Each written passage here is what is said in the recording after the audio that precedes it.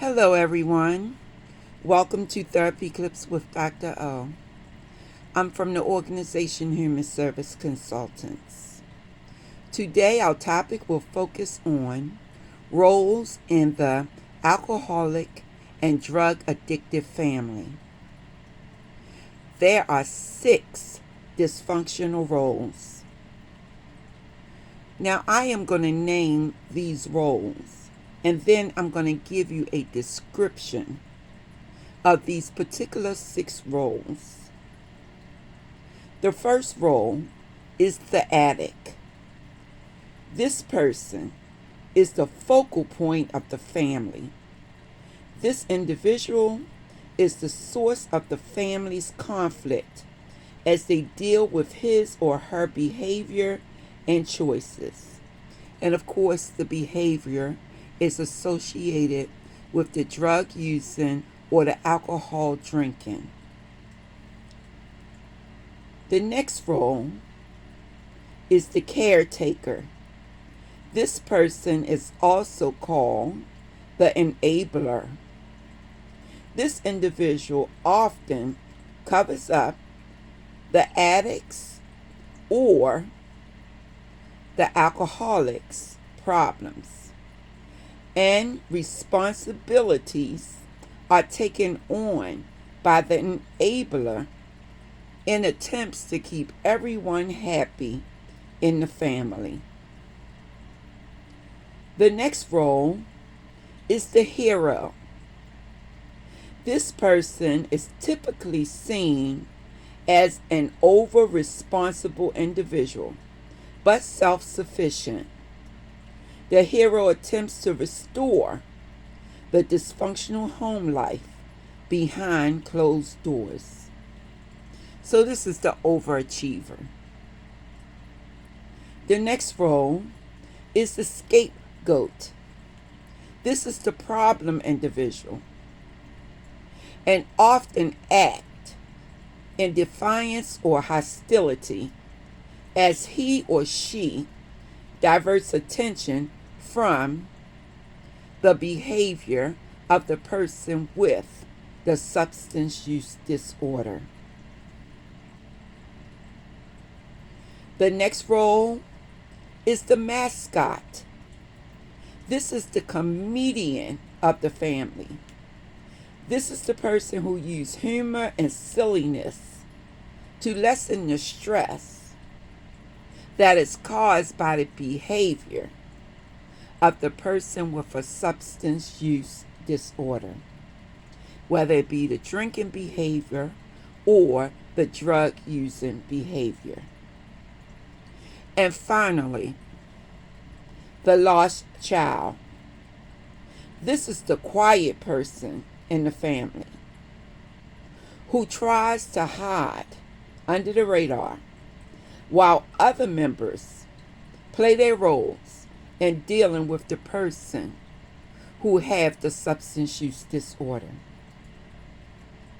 And that is, once again, whether it's alcohol drinking that's excessive, that leads to alcoholism, or drug using behavior of any type. It is important to understand these roles because these roles are often played unconsciously by various members in the family to try to attempt to have some form of normal behaviors. This individual or these individuals are often trying to maintain some form of balance or homeostasis within the family unit. And so, although from the outside looking in, people who are not with addiction in their family of any type will view this family as dysfunctional. But what I'm here to help you to understand is what may appear dysfunctional to you may be very functional in that particular family. These individuals are taking on these different roles, once again, unconsciously, to try to keep their family, although chaotic, in some form of balance.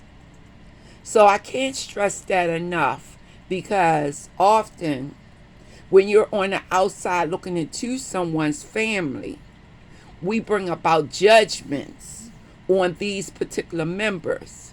However, this family is coping in their own way to maintain homeostasis, which means a certain level of balance, to keep their family functioning. And so it's important to know, so that when if you're living in this family, you can understand the behaviors of family members. But if you're some form of professional who's going into these families and bringing about these different decisions, you need to understand what's going on to keep this family in balance.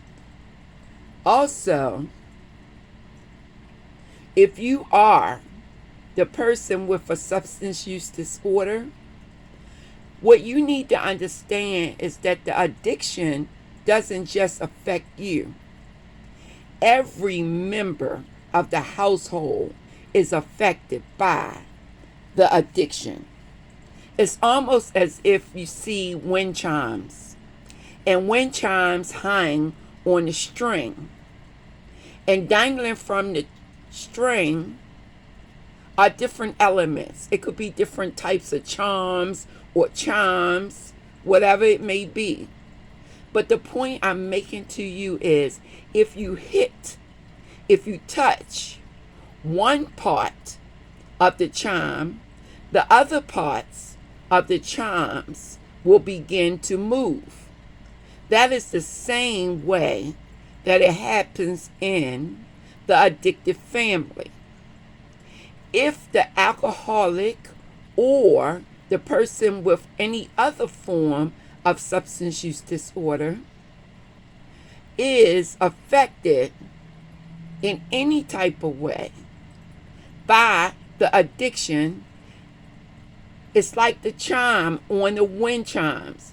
You touch one, that one you touch is the addicted person. And then it touches every other chime. Those are the family members. That is an illustration to help you to understand that everyone in the family unit is affected by the person and the behaviors of the substance use disorders. With that being said, I am Dr. O from Human Service Consultants, and I never explained to you, but Human Service Consultants is my personal consulting business. And basically, what I do through this business is reach out to various people in the communities, the treatment communities, the prevention communities, and I bring these presentations to enlighten you so that you have a basic understanding of mental health disorders and the substance use disorder. With that being said, I want to say, as always, love yourself first. Don't forget to take time to love someone else. Our time here on earth is short, and we want to be able to touch people's lives in a positive way.